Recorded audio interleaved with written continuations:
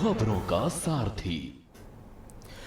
नमस्कार, मैं हूं मनोज मानस। हमारी खास पेशकश में आपका स्वागत है और सबसे पहले बात करेंगे धर्मेंद्र का बयान मचा घमासान। बजट सत्र के दूसरे चरण की शुरुआत के साथ ही सोमवार को लोकसभा में 3 भाषा नीति और नई शिक्षा नीति पर जोरदार हंगामा देखने को मिला। केंद्रीय शिक्षा मंत्री धर्मेंद्र प्रधान ने नई शिक्षा नीति में 3 भाषा नीति को लेकर चल रहे विवाद पर तमिलनाडु में सत्ताधारी पार्टी डीएमके की कड़ी आलोचना की। लोकसभा में अपने संबोधन के दौरान उन्होंने कहा कि डीएमके बेईमान है और तमिलनाडु के छात्रों के भविष्य की कीमत पर राजनीति कर रही है। शिक्षा मंत्री ने कहा कि डीएमके का काम भाषा विवाद पैदा करना है और इस मुद्दे पर पार्टी राजनीति कर रही है। धर्मेंद्र प्रधान ने कहा कि डीएमके एक अलोकतांत्रिक और असभ्य पार्टी है। इसके जवाब में डीएमके सांसद कनिमोझी ने असभ्य कहने पर धर्मेंद्र प्रधान की आलोचना की और कहा कि हमें कभी भी केंद्र की शर्तों के साथ नई शिक्षा नीति और 3 भाषा नीति स्वीकार नहीं। उन्होंने आरोप लगाया कि केंद्र सरकार ने राज्य के 2000 करोड़ रुपए रोक रखे हैं ताकि हम पर नीति लागू करने का दबाव बनाया जा सके।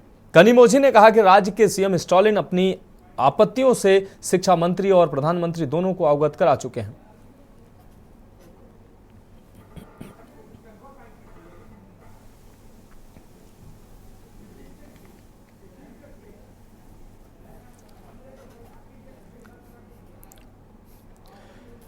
और अब हम बात करेंगे विकास के हौसले कैबिनेट के फैसले।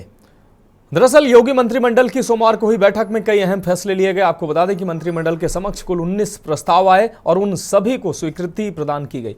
प्रदेश सरकार के वित्त मंत्री सुरेश कुमार खन्ना ने संवाददाताओं को मंत्रिमंडल की बैठक के लिए में लिए गए निर्णयों की जानकारी देते हुए बताया कि केंद्र सरकार द्वारा घोषित न्यूनतम समर्थन मूल्य 2425 रुपए प्रति क्विंटल की दर से उत्तर प्रदेश में आगामी 17 मार्च से 15 जून तक गेहूं की खरीद की जाएगी। उन्होंने बताया कि इसके लिए खाद्य विभाग की विपणन शाखा समेत कुल 8 खरीद एजेंसियों द्वारा पूरे राज्य में 6500 क्रय केंद्र स्थापित किए जाएंगे। किसानों को मूल्य समर्थन योजना का ज्यादा से ज्यादा फायदा दिलाने के उद्देश्य से किसानों का गेहूं न्यूनतम समर्थन मूल्य पर खरीदना सुनिश्चित किया जाएगा। वित्त मंत्री ने बताया कि मंत्रिमंडल की बैठक में लिए गए अन्य निर्णय में बलिया जिले में मेडिकल कॉलेज की स्थापना के लिए निःशुल्क जमीन का स्थानांतरण करने के प्रस्ताव को मंजूरी दे दी गई। आवास विकास ने मेट्रो को जमीन आवंटित की है। मेट्रो डिपो निर्माण के लिए गृह विभाग की जमीन दी गई है। कैबिनेट की बैठक में 19 प्रस्ताव पास किए गए। नई गेहूं नीति को कैबिनेट से मंजूरी मिली।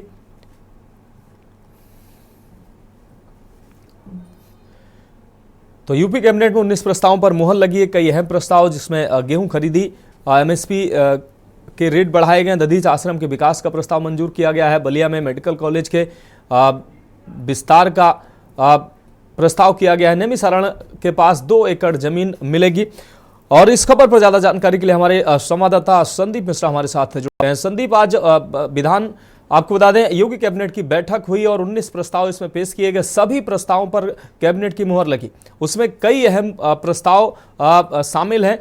एमएसपी गेहूं के एमएसपी रेट बढ़ाए जाने के साथ ही नेमिसारण में निवेश करने की बात सामने आई है। इसके अलावा बलिया में मेडिकल कॉलेज बनाने की बात सामने आई। धार्मिक और सांस्कृतिक महत्व को बढ़ावा देने की भी प्रस्ताव इसमें पारित किए गए हैं।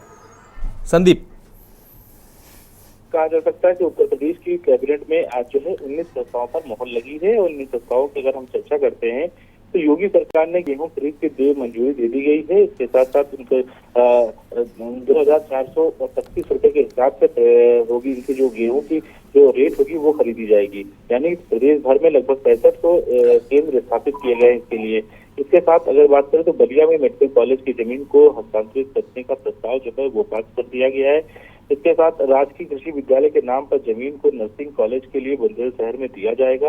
ये भी प्रस्ताव है। साथ में कानपुर में कताई मिल की भूमि पर यूपीसीडा को भी एक मंजूरी दे दी गई है। साथ साथ लखनऊ में डिफेंस इंडस्ट्रियल कॉरिडोर के लिए भी जमीन दी जाएगी। तो ये तमाम प्रस्ताव जो है वो आज रखे गए थे। यानी कि 19 प्रस्ताव से सभी प्रस्तावों पर आज योगी सरकार की मुहर लग गई है। हाँ संदीप, इस तमाम जानकारी के लिए आपका बहुत शुक्रिया। तो नेमिसारण के पास 2 एकड़ जमीन पर विकास किया जाएगा। इसके अलावा धार्मिक एवं सांस्कृतिक महत्व को बढ़ावा देने पर भी जोर दिया जाएगा। इस पर भी कैबिनेट की मुहर लगी है। साथ ही दधीच आश्रम के विकास के प्रस्ताव को भी मंजूरी दी गई है। बलिया में मेडिकल कॉलेज के निर्माण और उसके विकास का भी प्रस्ताव किया गया है।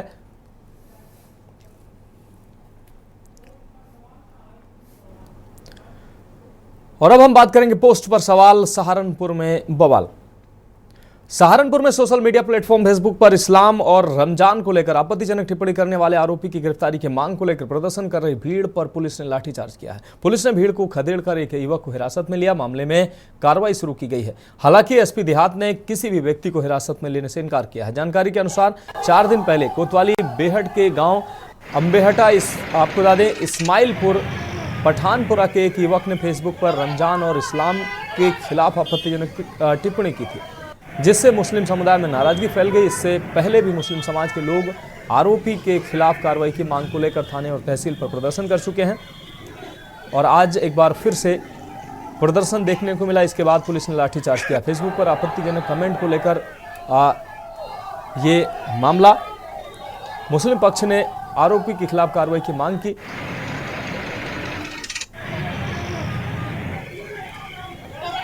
आज 10 मार्च 2025 को कुछ लोगों द्वारा बेहट कस्बे में रोड जाम की गई है। इसमें वो गिरफ्तारी की मांग उनकी की जा रही है। इसमें घटना ये है कि एक व्यक्ति की फेसबुक आईडी से एक धर्म विशेष के ऊपर कुछ अभद्र टिप्पणी की गई थी कुछ दिन पहले।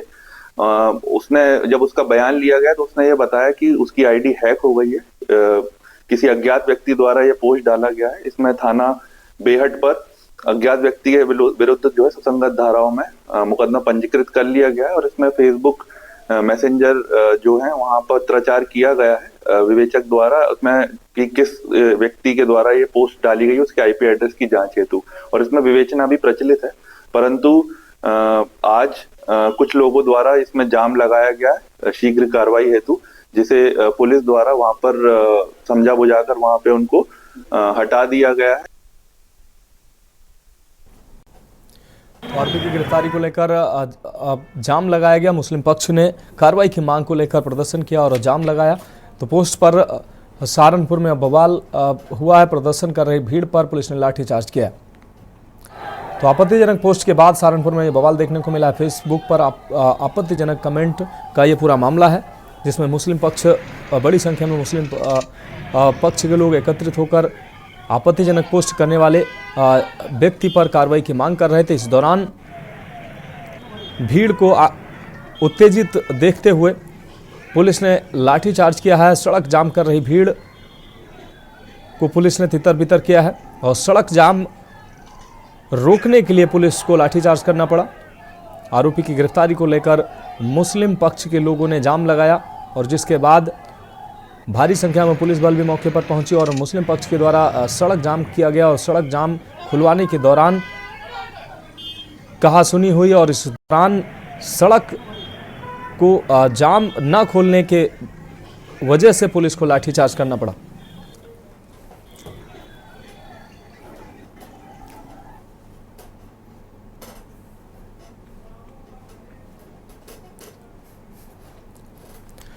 और अब हम बात करेंगे मांगों पर अड़े दलितों के मुद्दे पर भड़के। दरअसल उत्तर प्रदेश की नगीना सीट से सांसद और आजाद समाज पार्टी के अध्यक्ष चंद्रशेखर आजाद योगी सरकार को घेरने का कोई मौका नहीं छोड़ते हैं। प्रदेश की कानून व्यवस्था को लेकर हर मुद्दे पर चंद्रशेखर खुलकर अपनी बात रखते हैं। इसी क्रम में आजाद समाज पार्टी ने सोमवार को राजधानी लखनऊ में धरना प्रदर्शन किया। पार्टी के आह्वान पर प्रदेश भर से कार्यकर्ता लखनऊ पहुंचे। भीड़ को देखते हुए पुलिस ने हजरतगंज के चारों ओर बैरिकेडिंग कर दी। साथ ही कई नेताओं को हाउस अरेस्ट भी किया गया। हालांकि पुलिस अफसरों को कानून व्यवस्था से जुड़ा ज्ञापन सौंपने के बाद धरना समाप्त हो गया। कहीं नाके पे, कहीं घरों पर, कहीं चौकियों में जिस तरह से उनको डिटेन किया गया, हाउस अरेस्ट किया गया, आज देश भर में हमारा प्रदेश मुख्यालय पर शांतिपूर्ण आंदोलन, दलितों, आदिवासियों, पिछड़ों, मुसलमानों, जैन, सिख, बौद्ध, ईसाई, हक वंचित समाज, महिलाओं पे, किसानों पे जो हिंसा हो रही है, उनकी सामाजिक, धार्मिक, आर्थिक आज़ादी पे जो हमला हो रहा है, उसी को लेके कल मैं बिहार से लखनऊ जा रहा था। उत्तर प्रदेश पुलिस ने मुझे रोक दिया और प्रदेश भर के जो हमारे कार्यकर्ता लखनऊ पहुंच रहे थे, कहीं टोल नाके पे, कहीं घरों पर, कहीं चौकियों में जिस तरह से उनको डिटेन किया गया, हाउस अरेस्ट किया गया और बसें रोकी गई, छोटी गाड़ियां रोकी गई, पूरी ताकत जो है हम लोगों को रोकने पे लगाई गई। इससे स्पष्ट है कि उत्तर प्रदेश की सरकार लोकतांत्रिक व्यवस्था में भरोसा नहीं रखती। आज देश भर में हमारा तो चंद्रशेखर आजाद ने धरने को लेकर बात कही। चंद्रशेखर के निशाने पर योगी सरकार वैसे हमेशा रहती है। चंद्रशेखर आजाद ने धरने के दौरान हुंकार भरी।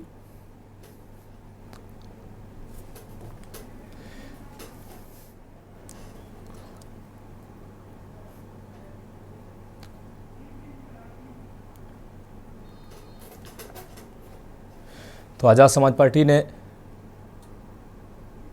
प्रदेश मुख्यालय पर धरना प्रदर्शन किया। इसको लेकर कई नेताओं को हाउस अरेस्ट किया गया।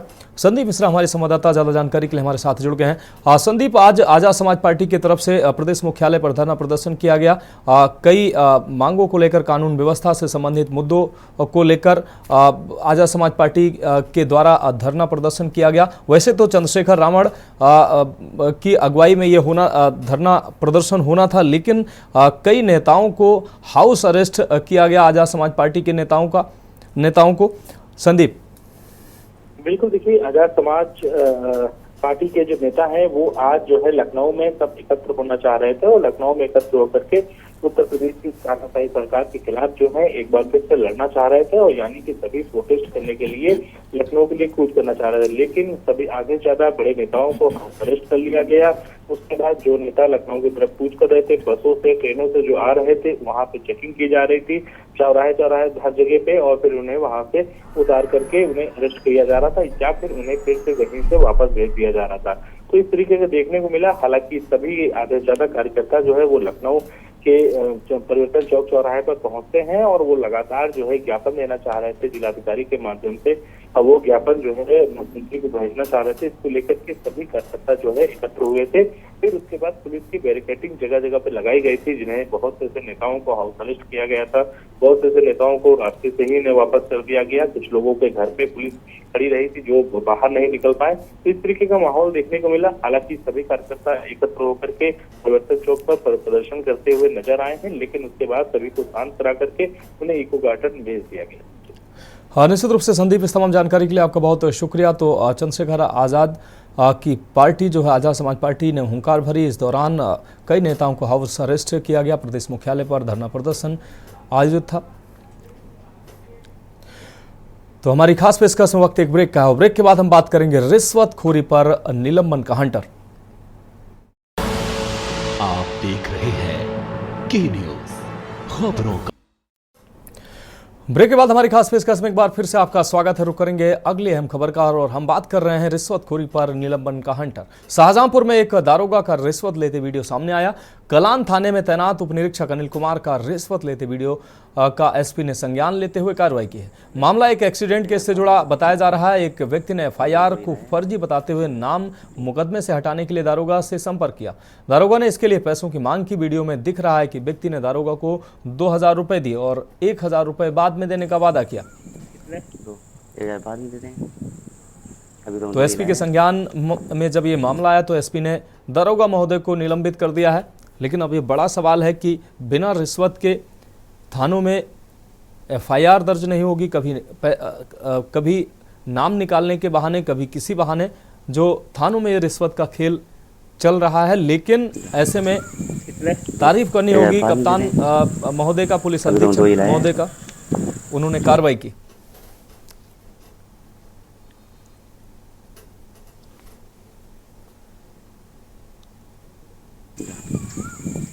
तो 1000 बाद में दे देंगे, अभी तो हम 2 ही लाए हैं। और इस खबर पर ज्यादा जानकारी के लिए हमारे संवाददाता रोहित पांडे हमारे साथ जुड़ गए हैं। रोहित, दारोगा के द्वारा फर्जी एफआईआर पर रिपोर्ट लगाने के मामले में रिश्वत ली गई, जिसका वीडियो सामने आया। हालांकि पुलिस अधीक्षक ने वीडियो का संज्ञान लिया और दारोगा को लाइन हाजिर किया है। इस मामले में अब तक और क्या कार्रवाई हुई है, अहम अपडेट क्या है?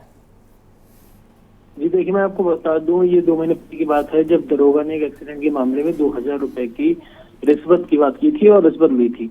जो रिश्वत देने वाला था उसने उसने दरोगा का पैसे देते हुए वीडियो बना लिया और ये वीडियो सोशल मीडिया पर वायरल होने के बाद ही पुलिस को ये संज्ञान में आया और शाहजहांपुर के पुलिस अधीक्षक राजेश एस ने संज्ञान में आने के बाद वीडियो तत्काल प्रभाव से कार्रवाई करते हुए दरोगा को निलंबित कर दिया है और अमित चौरसिया जलालाबाद जो सीओ हैं उनको इसकी जांच सौंपी गई है। और देखिए अब जांच में आगे निकल करके आता है, लेकिन साफ दिखाई दे रहा है कि जिस तरीके से वीडियो में दरोगा रिश्वत ले रहा है तो कहीं ना कहीं रिश्वत लेते हुए ये प्रूफ हुआ है। इसी को लेकर पुलिस अधीक्षक ने एक बड़ी कार्रवाई करते हुए दरोगा को तत्काल प्रभाव से निलंबित कर दिया है। रोहित, इस तमाम जानकारी के लिए आपका बहुत शुक्रिया। तो पुलिस अधीक्षक ने दारोगा को सस्पेंड किया है। दारोगा के फर्जी एफआईआर पर रिपोर्ट लगाने का यह मामला है जिसमें रिश्वत लेते हुए दारोगा का वीडियो सामने आया था।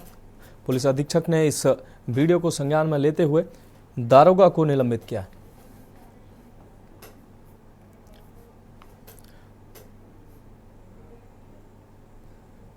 और अब हम बात कर रहे हैं ऐतिहासिक शहर कालपी में बदहाली की बात करते हैं। खबर जालौन से है। जिले के ऐतिहासिक नगर कालपी की विकास की स्थिति आज भी जस की तस बनी हुई है। सड़कों की बदहाली, जल निकासी की समस्याएं, बिजली कटौती और ऐतिहासिक हाथ कागज उद्योग समेत स्थानीय व्यवसायों की गिरती स्थिति यहां के विकास पर सवाल खड़े करती है। सरकार और प्रशासन के प्रयासों के बावजूद कालपी का जो विकास है वो अभी भी अधूरा है। साफ सफाई की कमी, मूलभूत सुविधाओं की दयनीय स्थिति ने जनता की परेशानियां बढ़ा दी हैं। स्थानीय लोग विकास की उम्मीद लगाए बैठे हैं, लेकिन हकीकत कुछ और ही बयां कर रही है। देखिए हमारे संवाददाता आपको बता दें माजिद अरमान की ये ग्राउंड रिपोर्ट।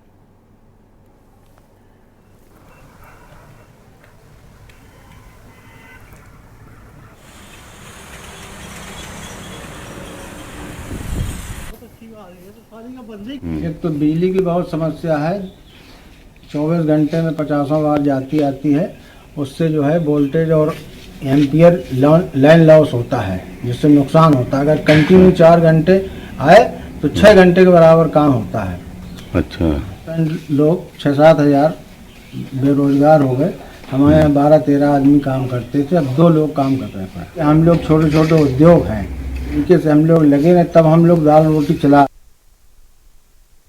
तकरीबन 45,000 की आबादी वाले कालपी नगर क्षेत्र के अगर हम विकास की बात करें तो यहाँ पे लगातार लोगों की आलोचनाएं सामने आ रही हैं। लोगों का कहना यह है कि जिसका कोई कारण नहीं हुआ। हालांकि विकास कार्य को लेकर हमारी टीम ने जब सर्वे किया तो कहीं ना कहीं लोगों की बातें सत्य नजर जरूर आ रहे हैं। तो कालपी नगर पालिका के जिस तरीके से कार्य को लेकर लोगों ने की जो बातें थी वो लोग आलोचना कर रहे थे कि जिस तरीके से कि यहाँ पे कालपी को विकास नहीं हुआ है, तो कहीं ना कहीं कोई विकास की सड़कें हो या बिजली हो या फिर नगर पालिका की नालियां हो, तो जिसको लेकर लोग लगातार अभी मांग करते आ रहे हैं। खाना पूर्ति कर दिया जाएगा। बहरहाल विकास को लेकर लगातार लोगों की मांग अभी भी जारी है। कैमरा पर्सन मनीष पांडे के साथ माजिद अरमान के न्यूज़ जालौन।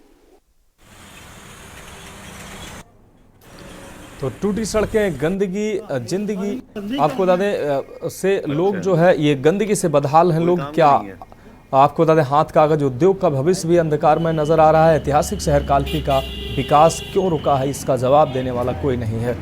तो टूटी सड़कें, गंदगी, बिजली संकट से पूरा शहर जूझता नजर आ रहा है। हर शहर की तस्वीर बदलती है, लेकिन जालौन के कालपी की तस्वीर बदलती नजर नहीं आ रही। ऐतिहासिक शहर कालपी का विकास आखिर क्यों रुका है?